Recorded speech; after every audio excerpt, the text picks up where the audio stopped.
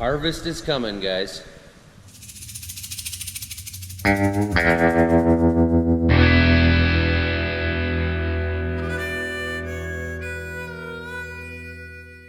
Well guys, we have been busy around here lately. I apologize for not getting more video out. It's pretty tough to take video when we're working on everything. You can see in here, we've got the equipment in here, getting things ready. Going through the headers and the machines, the combines here, trailers, you name it. We got all kinds of stuff going on. A couple other big things going on right now.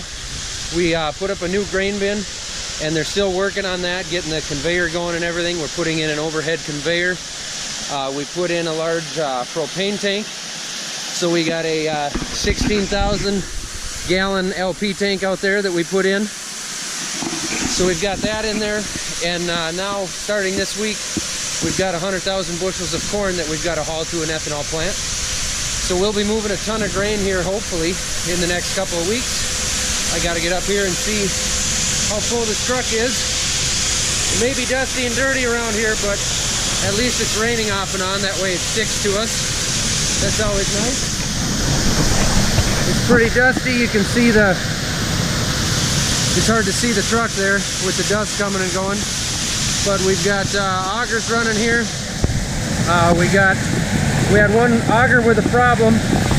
This is down because we're going to be working on putting this overhead conveyor in over these 4 bins here, so that we can hit all those bins with the grain leg.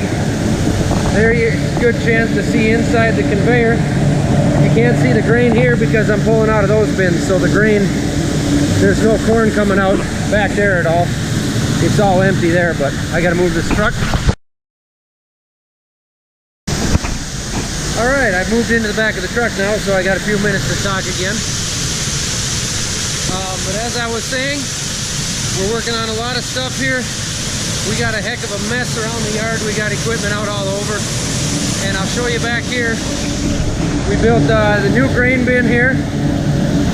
The 48-foot bin. And it'll hold roughly 60,000 bushels, about that. And we're going to put in a lower conveyor here, going from the unload auger up into that conveyor, so that we can get the grain out. For those of you who've never seen inside a grain bin, we'll see what this camera can do. It's pretty dark in here, but pretty empty. Not a lot to see. It's exactly on the inside like you would think it would be. Right here, this is our overhead conveyor going up. So the crew is putting this together. They should be done building this once we get the rest of the parts here in the next couple hours. There's a truck coming up from Minneapolis, hopefully. So they'll get that finished putting it together, and then they'll get a crane out here and put it up, and it'll start back here and hit all 4 of these bins on its way to the leg. So we can dump corn right out of the leg and run it in through that conveyor and dump it in any bin that we want to.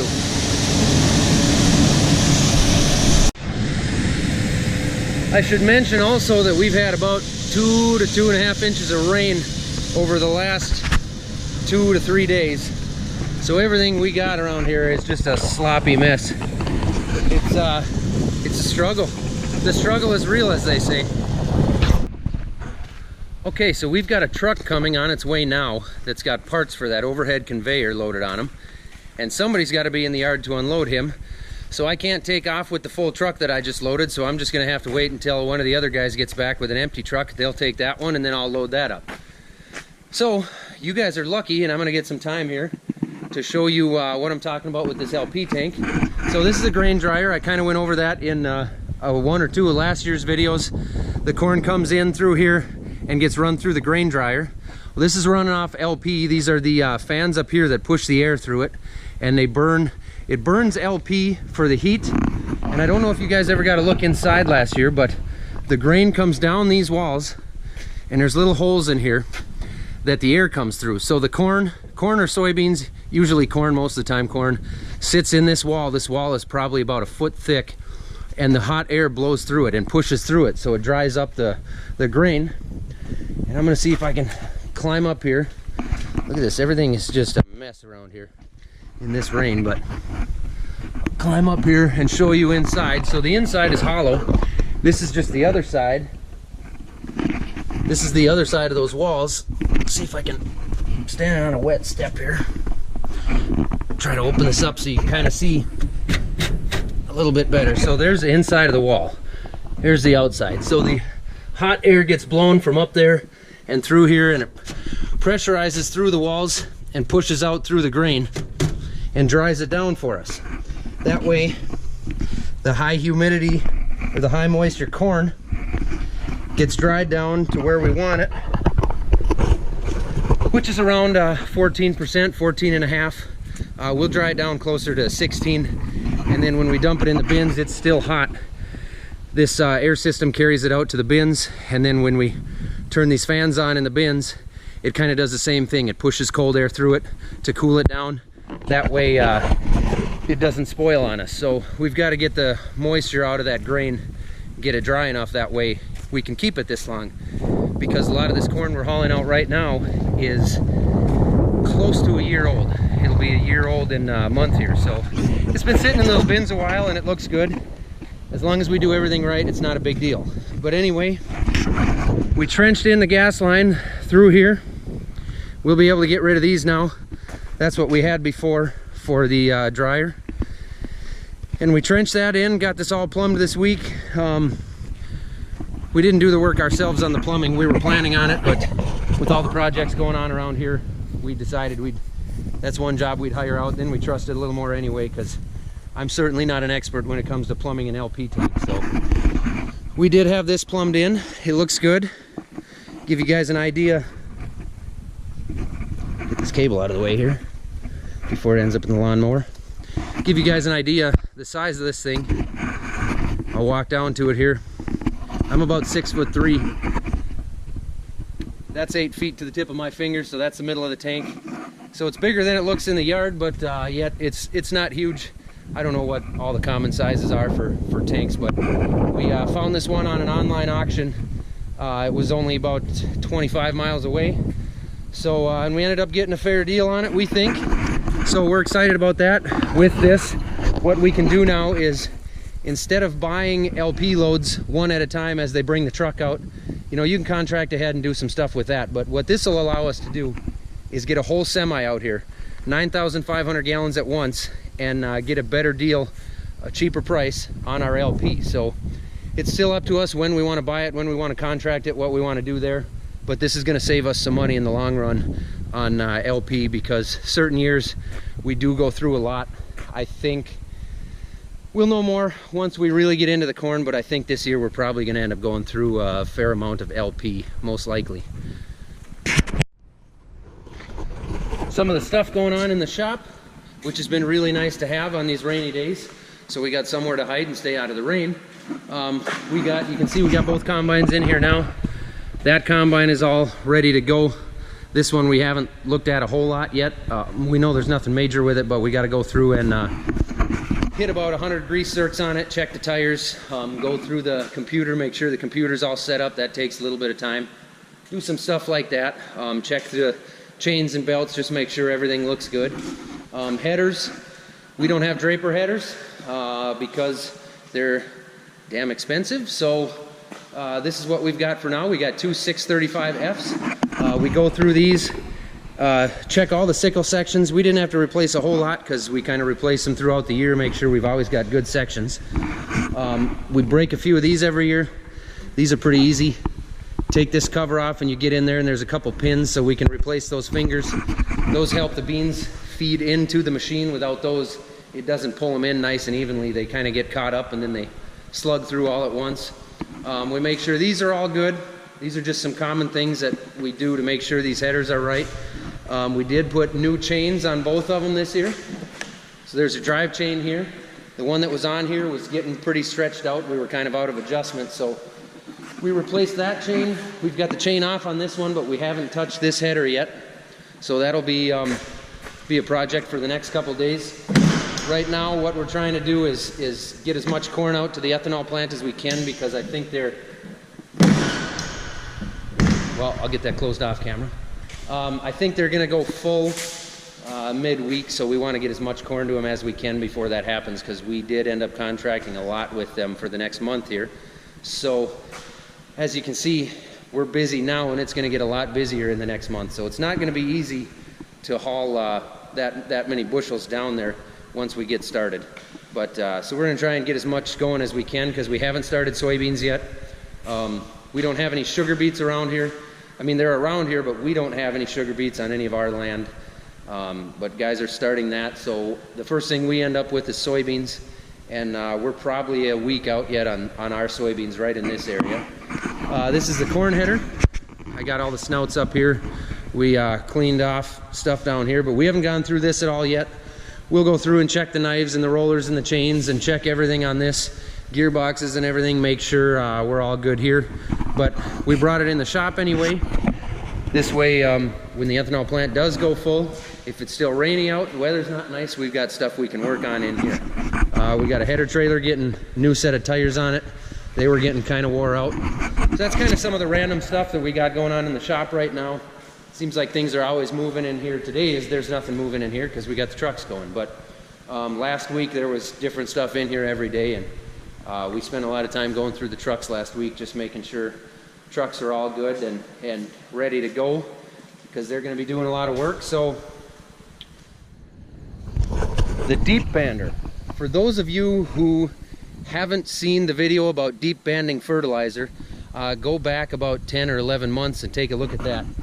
For anybody especially who's interested in what we're doing to be good stewards of the land, and what we're doing to keep the water clean, and how we handle fertilizer and nutrients and that kind of stuff, go back and watch that video. Take a look at this machine and how I explain that. This is a really cool machine as far as really doing the right thing and being responsible. It's a lot of work. We had this in the shop last week. This is completely ready to go.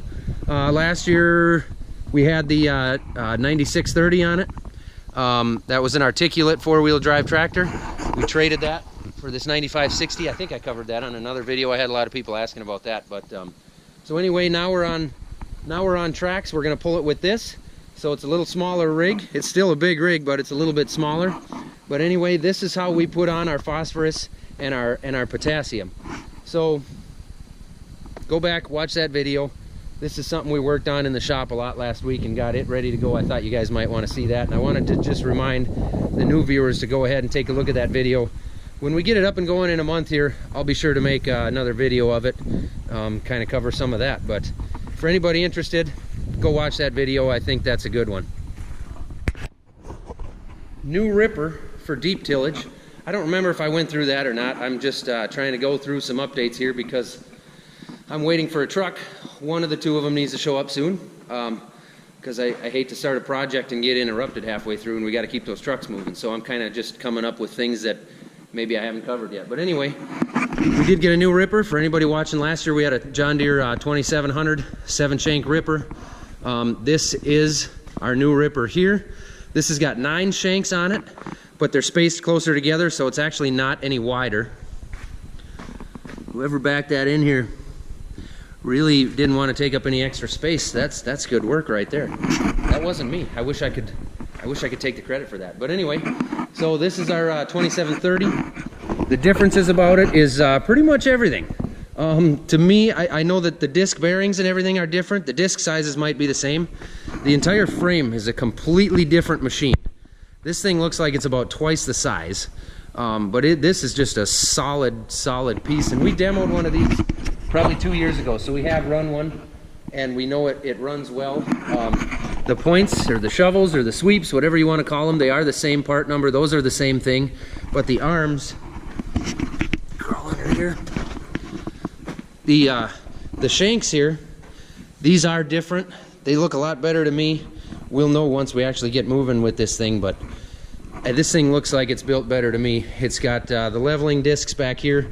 These arms are no doubt going to be better, just the way they're shaped compared to the old C-clamp deals or J-hooks, whatever they were that we were always bending with our rocks.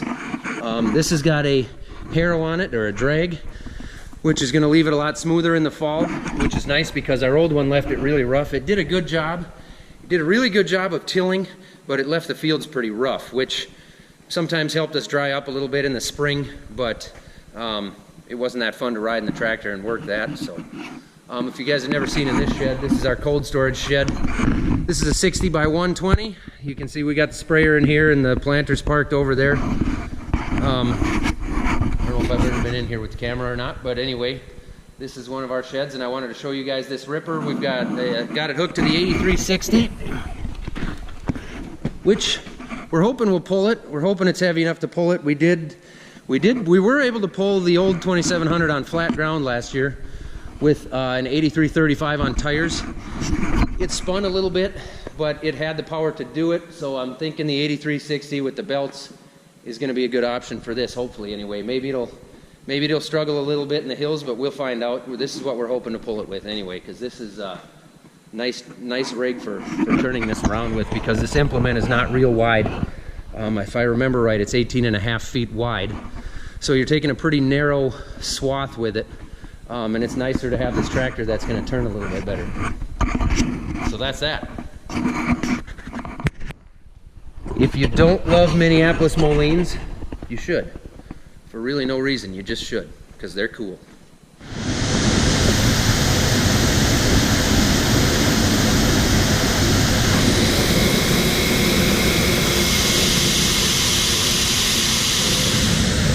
Dusty out here.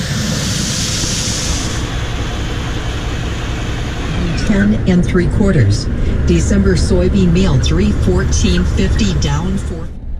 Well, that's all I've got for today, guys. I got a little bit busy in the trucks hauling down to the ethanol plant and getting rid of some corn, so I didn't get a whole lot on there, but hopefully with harvest coming as soon as it is, I can get some more interesting videos and get a few more videos out for you guys. I got to kind of come up with some new ideas. Let me know if you guys got any ideas for me, and I'll do what I can to try and make a video of something. Let me know in the comments. I can't promise you that I'll get anything out, but hopefully I will. These are the farthest along soybeans we have right now. I'll take the camera down here and show you guys. So these are the farthest along beans we've got. These are a 0.08 maturity, which for a lot of you guys probably sounds like a really super early soybean. And that is one of our earlier beans. The rest of what we've got, we grow a lot of 1.0s and 1.1s. There's a really popular 1.4 maturity that we grow. So that's kind of what we got, and let me know what you guys want to see, and I'll do what I can to show it to you. Until the next video, thanks for watching.